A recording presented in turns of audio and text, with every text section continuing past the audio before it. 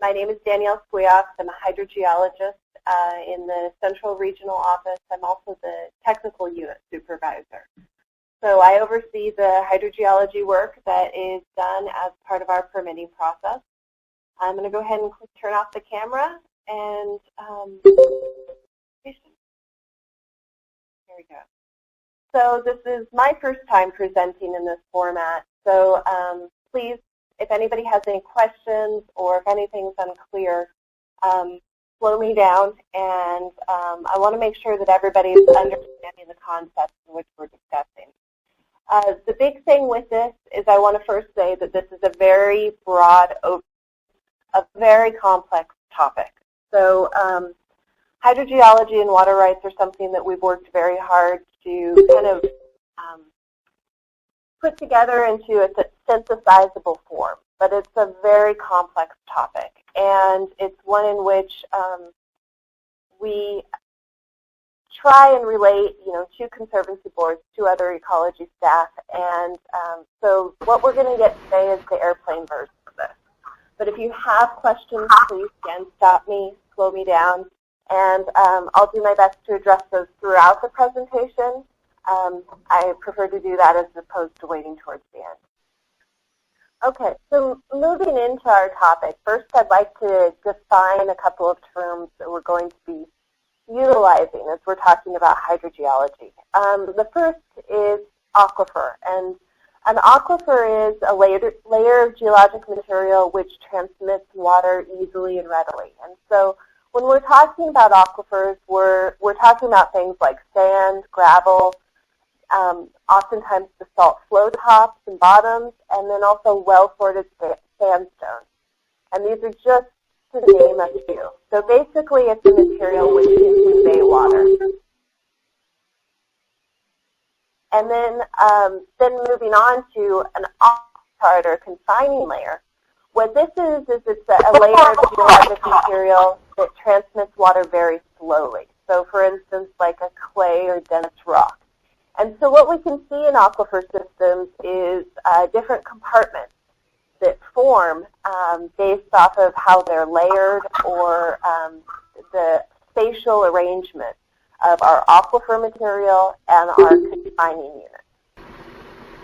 So what I'd like to do with this slide is kind of step you through what an idealized aquifer system looks like. And this is one example of what an aquifer could look like. And this is assuming that it's in kind of a sedimentary environment. Of course, we have a variety of different geologic settings, and this, again, is incredibly simplified. So in this area, this is an example of a pumping well. In this area right here, what we have is what's called an unconfined aquifer. And what an unconfined aquifer is it's an aquifer that is open to the atmosphere. So when it rains, water moves pretty readily through this unsaturated zone and down into the aquifer unit. This also responds in terms of elevation to shifts in barometric pressure.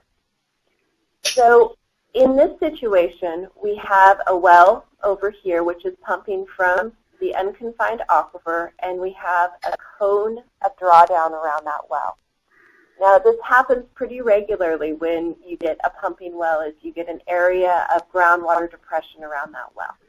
And we'll talk a little bit more in detail with that later on in the presentation.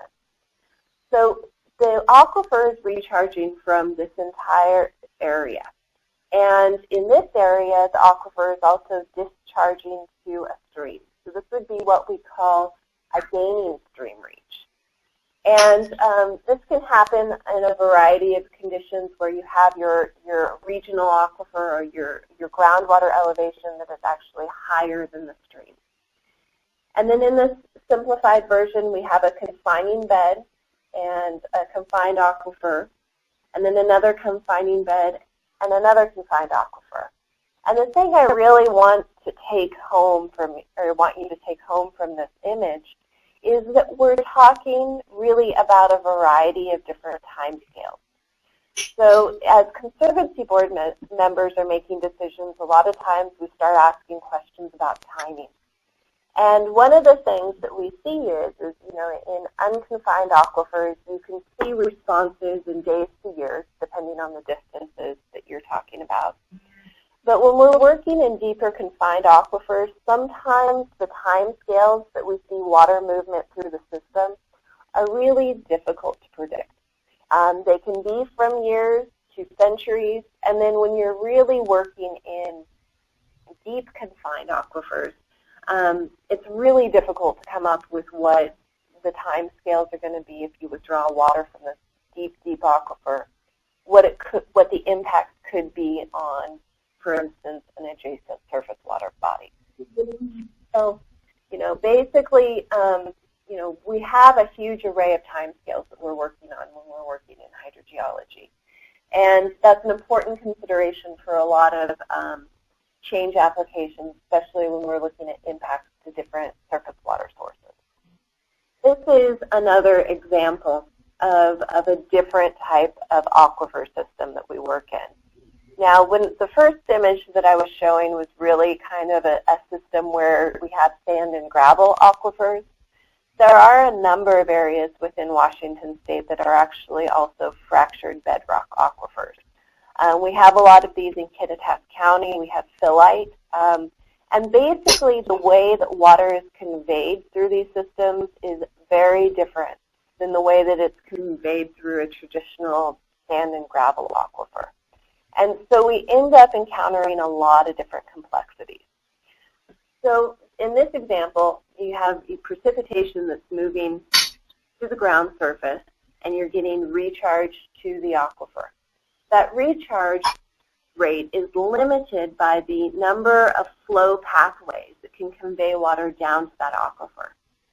Similarly, as you're withdrawing water, the amount of water that you can withdraw is really limited by whether or not you have contact with one of these preferential flow paths. So let me use an example. I'm moving over here to this area. If someone were to drill a well to here, let's see, a well through here, it's very possible that that person could drill all the way down to this step and not reach water. Now, if you move over to this area, you could drill and you could reach water-bearing zones. And so this is kind of the complexity that we deal with in understanding how flow moves through these fractured bedrock systems, because it's not simply a relationship between high gradient or high groundwater elevation to low elevation, or we call it high gradient to low gradient. These fractured bedrock systems typically have a relatively low well yield, but unless you hit a really good preferential flow path. And when I'm saying preferential flow path, what I mean is basically a crack in the bedrock that is conveying water.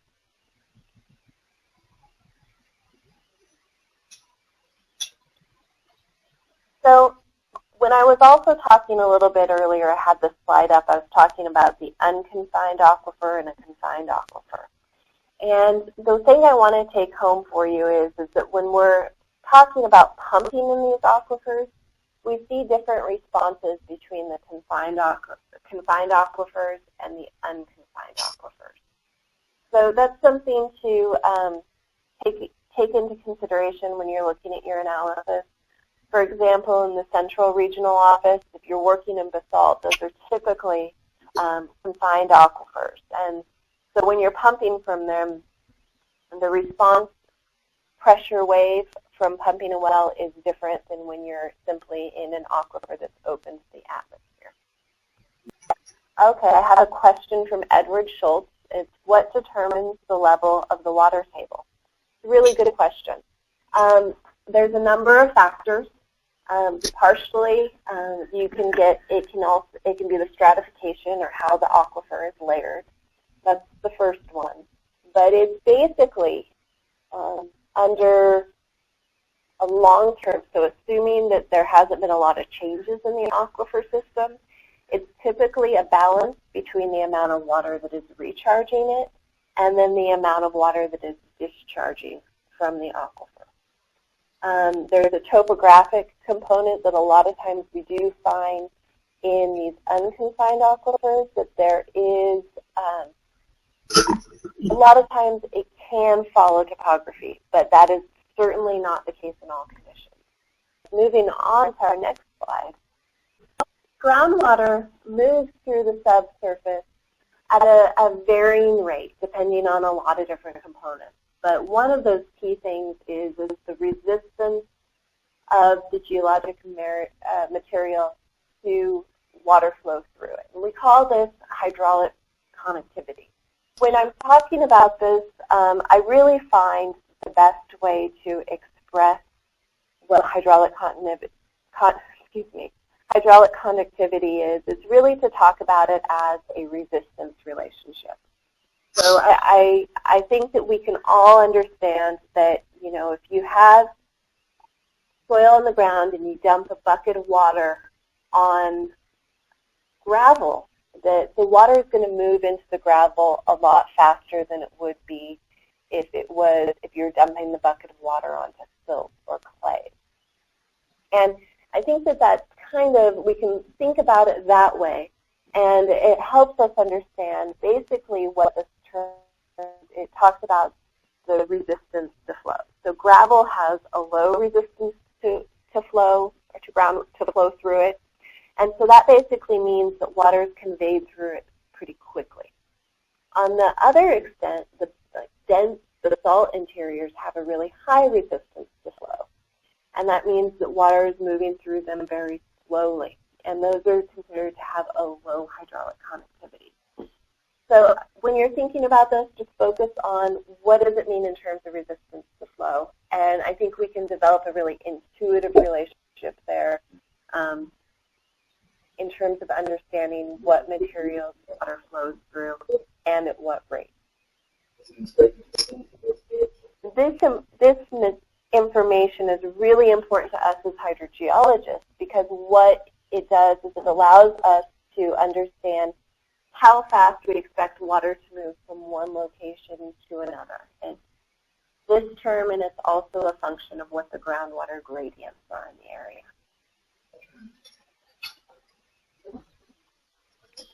Now, I briefly, in the earlier slide, talked a little bit about groundwater-surface water interaction. And this is something that when you're doing change applications is a really important consideration. Because a lot of times when we get change applications in, they're moving from surface water to groundwater, or maybe the well is moving, maybe there's a groundwater well that's moving from one location to another location on a stream reach. And so, for instance, if something's moving up, a well is moving what's equivalent to upstream on a creek. In different stream situations, you could have different impacts. So, for example, in a gaining stream, the stream is actually really fed by groundwater-based flow. So your groundwater gradients are moving from this area, from up gradient or upslope down to the creek. In other areas, we have things called losing streams, and basically these are areas where the stream is actually higher gradient than the water table, and in these situations, the streams can recharge the water table. We call these losing streams. And it's important to understand, because in situations where if you have a gaining stream, one example is if you're moving a well from this location to this location, I'm going to draw an arrow here, there's certainly a potential for impact to the creek. And then you have to consider if there's any intervening surface water diversions, and if that upstream move will impact that. Similarly, we have to consider these with a similar consideration in terms of a losing stream. But the relationship's a little bit more complicated, and we really have to consider if withdrawing from this point will deplete the stream more here than if we withdrew from the original point.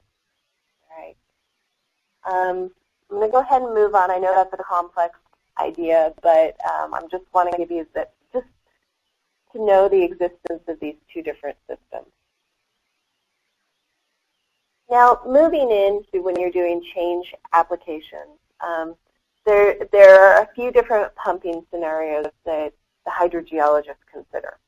The first is the capture of groundwater, which is, kind of definition of pumping from a groundwater well. But we're evaluating what aquifer the water is captured from, and if the capture of that groundwater will have impact on surrounding surface water diversion, surrounding groundwater diversion. The second scenario that we really are considering is if there is a capture of surface water. So, for instance, if pumping from a well will impact the amount of water that is in the river by directly withdrawing from it. And then we're also considering well interference. An additional consideration that I just kind of want to toss out here that is tied into all of these is that we also take a look at what the declines are in an aquifer. And, in some regions we do have areas where we have sustained declines. And that is something that we're factoring into these conversations and these analysis that we're conducting. So when you're pumping from a well, I alluded to this in the initial slide, but in unconfined systems and confined systems, you can basically form what is kind of called a cone of depression. Now, it manifests a little differently in each of these two aquifers. In an unconfined aquifer, you're actually getting a drawdown of the surface of the water. And in this aquifer, basically, it's a pressure head. But either way, by pumping, you can basically deplete the amount of water that is available adjacent to the well. And this is a complex kind of calculation, but based off of aquifer properties, the hydrogeologist aquifer properties pump test, and what we know about an area, oftentimes you can do a calculation, it's called a TICE calculation, where you can calculate what your expected drawdown in the aquifer is. And this is oftentimes when we're doing a hydrogeologic analysis, one of the things that we conduct. Now, probably what's most important to this audience, to you, is how does the hydrogeology affect decisions when we're reviewing an application to change an existing water right? There's a variety of things that we take a look at. First, the types of rights that we're looking at is senior and junior certificates, permits, claims. Oftentimes we have to consider tribal and federal reserves, and of course in-stream flows. So when we're doing the tests that we consider when reviewing an application to change the water right are, there's certain things that the Conservancy Board does, and that falls into the category, is there a right to change, and will the change enlarge or enhance the right? But the hydrogeologist should be looking at, will the change cause impairment to existing rights? And then for groundwater to groundwater changes, will the source remain in the same body groundwater? Now, I want to kind of pause here on that bullet because this is something that is often a huge component of confusion. And that is that we have many aquifers and that are pretty continuous in areas, for instance, in the Yakima Valley. But what this is actually saying is not necessarily aquifer, the same aquifer, but it's the same body of public groundwater. And the body of public groundwater is indicating a area. The way to think about it is a bucket. So if there are geologic constraints, such as bolts or faults, that can narrow the area where a change can be made. So, and I'll get into that in a little bit later. But basically, what we're looking at is not aquifer, but the same body of public groundwater, which is oftentimes a subcomponent of an aquifer. And then for surface to groundwater changes, we're looking at will the right be transferred within the same sources. And that is so we're consistent with the RCW.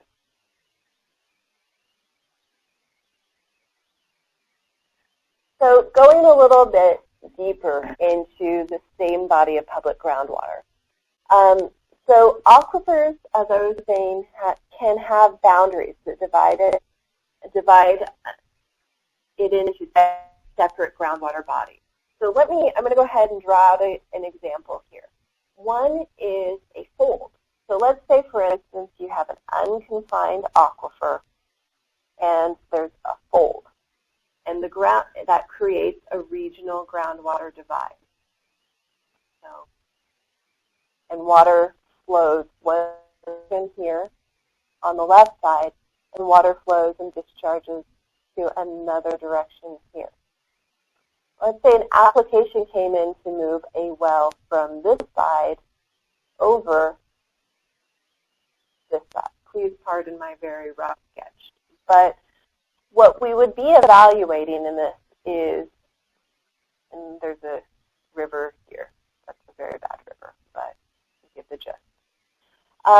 So if we're looking to move a well from this side over to this side, what we're looking at is it in the same body of public groundwater? Now, in this situation, in an unconfined aquifer, when you withdraw water here, it basically impacts a different group of users than withdrawing the water over here. So there would be new impacts. So in this situation, you would have impacts on new users, and it would basically be withdrawing water from a different area or a different group of users. So this would be a situation where the boundaries, where we would say that there's a hydraulic divide right here, and there might be difficulty in terms of moving a water right from this side, from the right side of this hill to the left side of this hill. All right.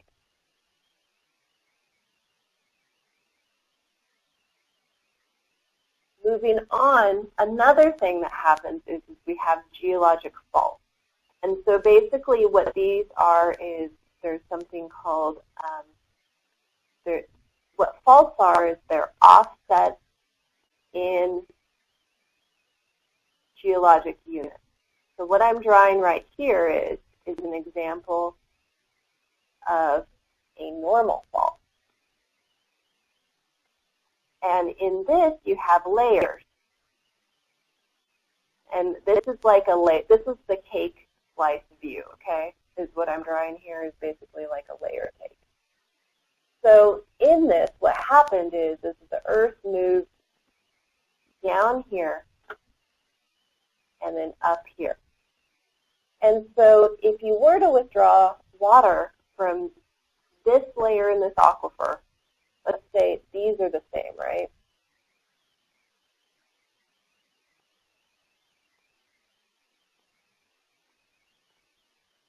And we have a proposed application for withdrawing water from, or the proposed is to change the water from this layer of this area to this layer of this area. Even though this is the same aquifer, it has a break in it. So withdrawing water from over here would impact different people than over here. And so these are the situations that we're looking at as a hydrogeologist to say, you know, where will there be, are we moving from one body of public groundwater to another? And then there's also cases where we have the absence of a regional aquifer, and this can happen just because of how the materials were deposited. And then also layered systems. So, you know, for example, somebody couldn't move from an aquifer that is up high, near the top, near the surface, to a lower down aquifer.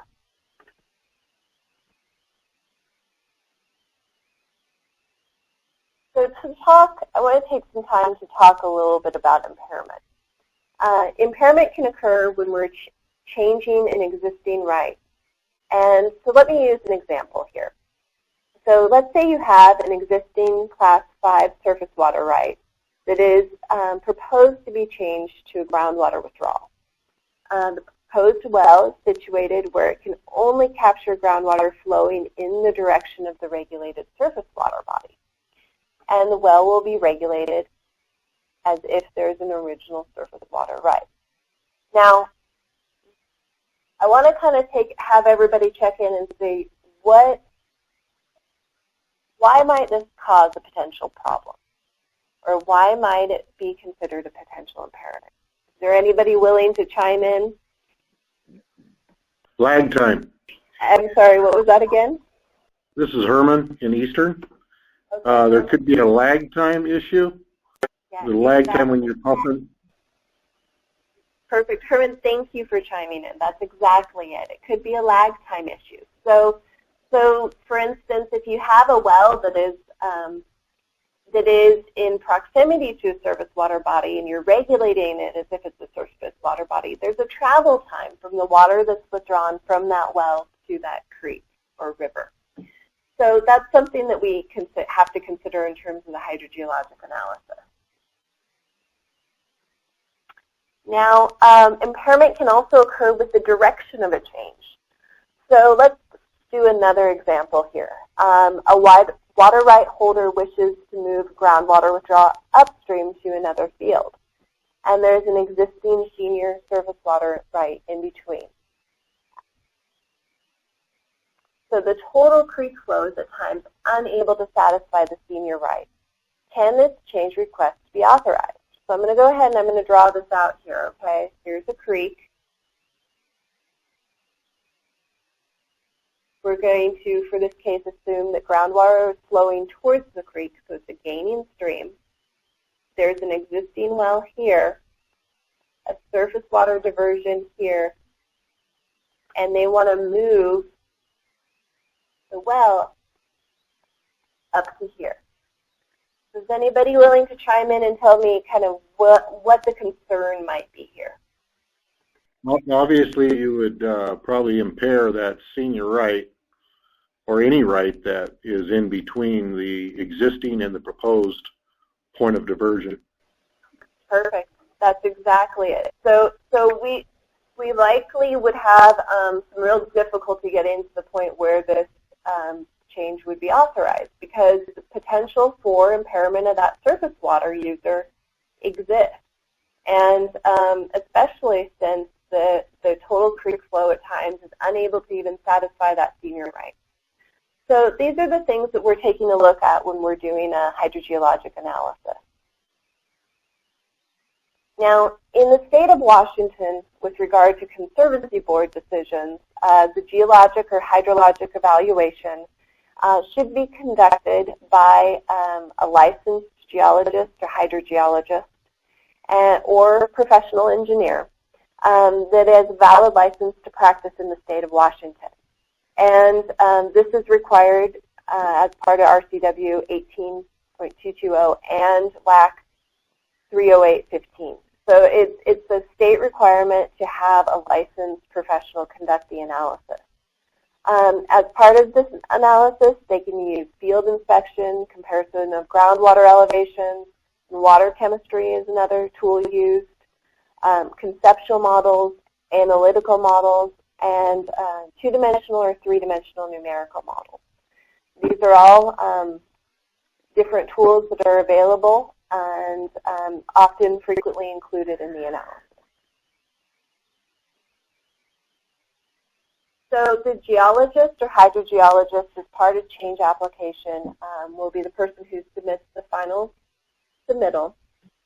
And their role should be to assist the boards in addressing the geologic or hydrogeologic issues. So for instance, the questions of impairment, same body of groundwater, pump or interference by pumping. These are all things that the geologic analysis should consider and should be included in. These reports will be reviewed by Ecology and for completeness and to make sure that they fully address the issues associated with the change application.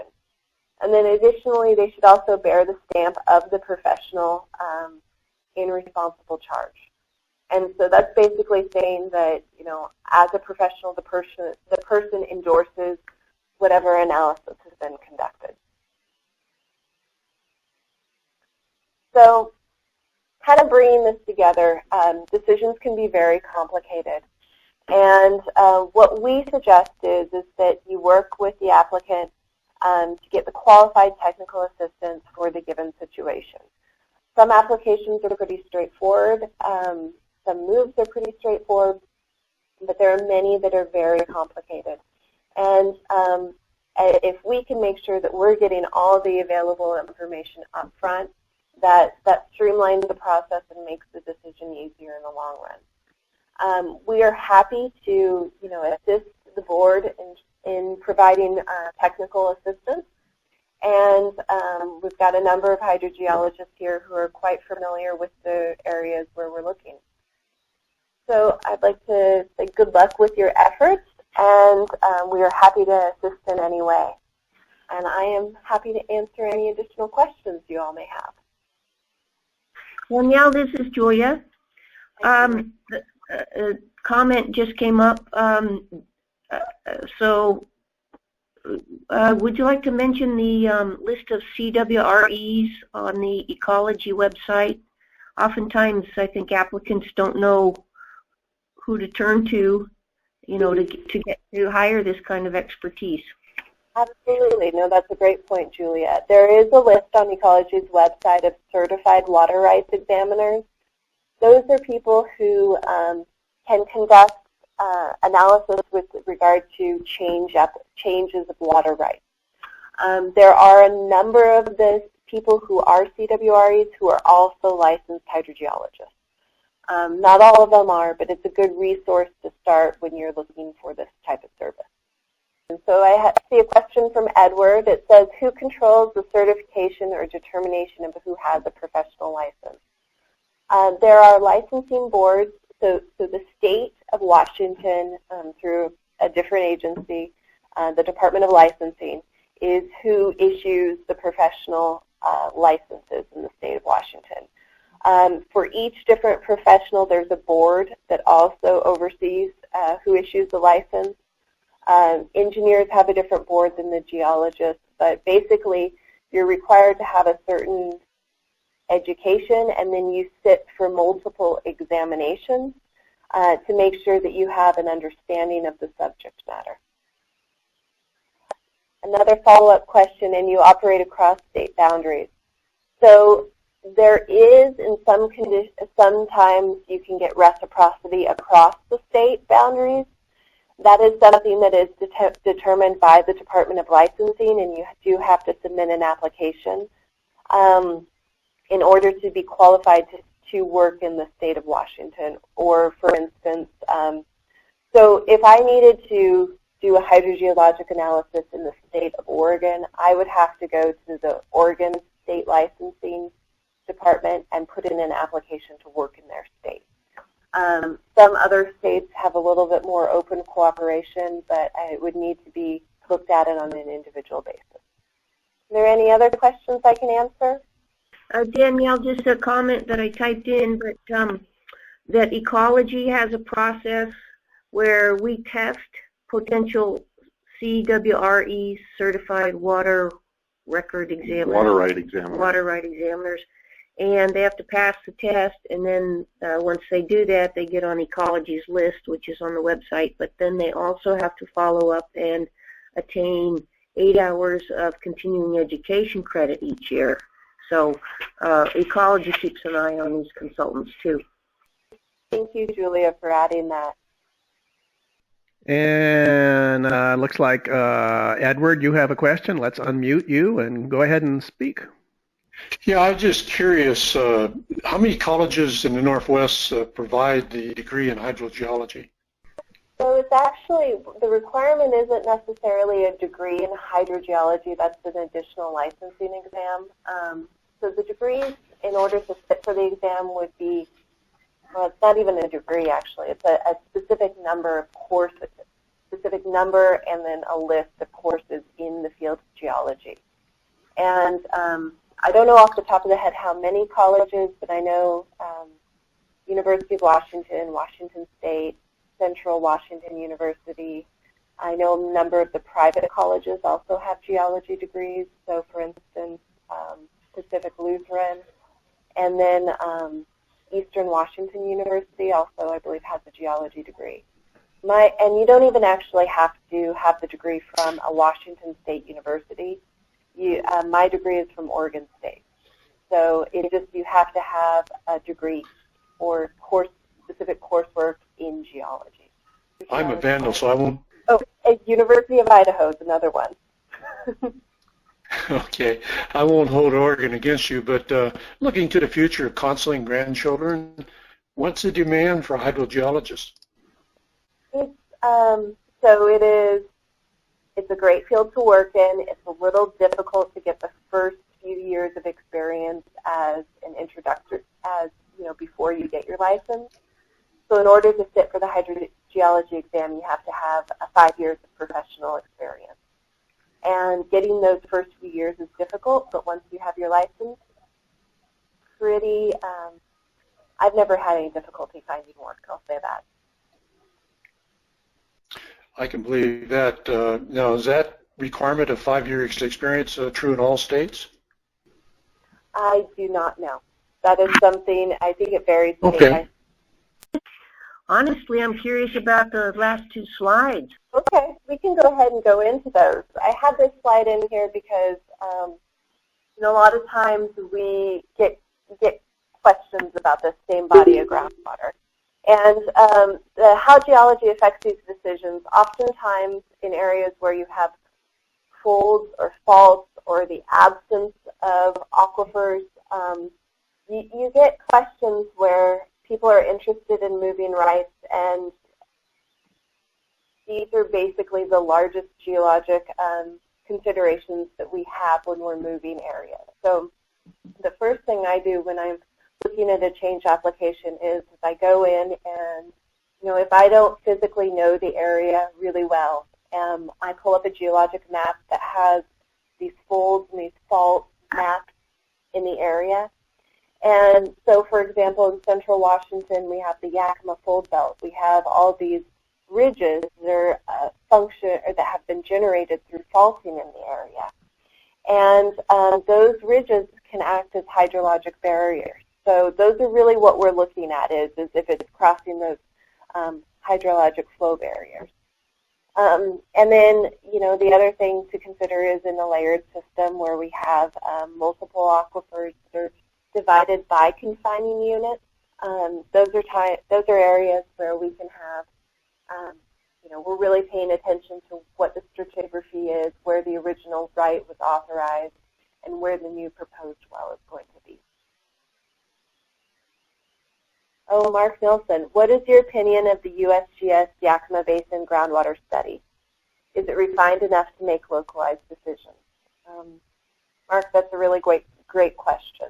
The USGS Yakima Basin study it's a basin-wide study. And it's it is a summary of a lot of information. It's a summary of a lot of hydrogeologic information. But when it comes to making decisions where we're talking about a couple miles, there's some difficulty in terms of the layers that they distinguished in their models. Their error is plus or minus 100 feet. And for us, when we're making groundwater decisions and doing aquifer picks, that is a huge difference.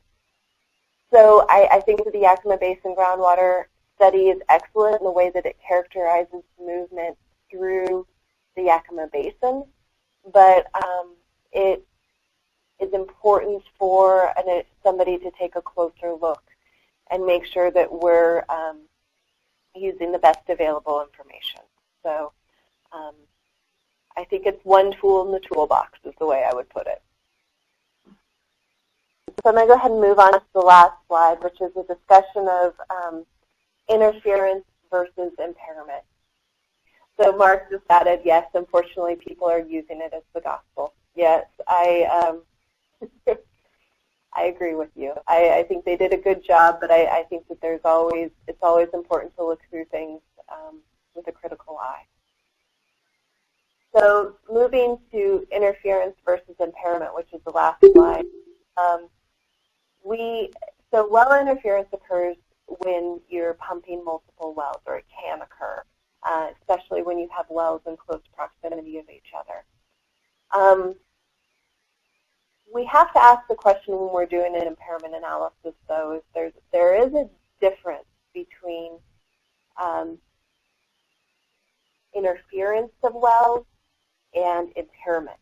And so in order for impairment to occur, a well has to have a fully qualifying work, which means it has to fully penetrate the aquifer in order for it to reach the threshold of impairment. So let me go ahead and say, the example I have here is would well interference that may lower groundwater level in another well by 25 feet be considered impairment? And I have multiple cases here, so this is my example. In case A, the affected well fully penetrates the aquifer and has a saturated thickness of 300 feet. And then in case B, the affected well fully penetrates the aquifer and has a saturated thickness of 40 feet. And then C is the affected well fully penetrates the aquifer and has a saturated thickness of 40 feet. So we've got some redundancies here. But my question for you is that, so if you're having a drawdown of 20 feet in a well and you have 300 feet of water in that well versus 40 feet of water in that well, where do we hit that threshold of impairment? And I think the answer to this is that when you're hitting 40 feet in a well and you're drawing it down by 25, this is the point where people stop being able to actually withdraw the amount of water. So I think that that's an important thing to consider, that there are cases where a little bit of drawdown by pumping in another well is reasonable, assuming that the people can still access the water that they are allocated or allotted. Okay, I see a comment come up from Mark Nelson. PM, is it impairment if a new well created interference that only increased pumping head, but not water availability? Okay, I'm not sure if I'm fully understanding the question. I think what Mark is asking is if it's just impairment and it's dropping in a water. So let's say, for instance, and Mark, you can chime in and tell me if my interpretation of this is wrong. Let's say you're in an aquifer and you add a well in, and this isn't for a change. This is for a new authorization. And you're in an aquifer, a new well comes in, it's pumping temporarily decreases the water table. But yet the adjacent well is fully penetrating and still able to access their amount of water, but they see a small drawdown in their well. That is where we would say it's interference. Now, the bigger thing that we do also have to consider, though, and I see Mark alluded to this in water availability, is if that new well creates sustained decline, that's where there's an issue, because we've broken the water budget on the aquifer. But if it's just a temporary impact that's transient when there is pumping, then that's interference, not impairment. Thank you. You did a nice job today. Oh, thank you. Yes, I think that the software needs an applause button, because I'd be pressing it now, Danielle. Thank you very much. Well done. Well, thank you, everyone, and thank you for your patience as I learned this new format.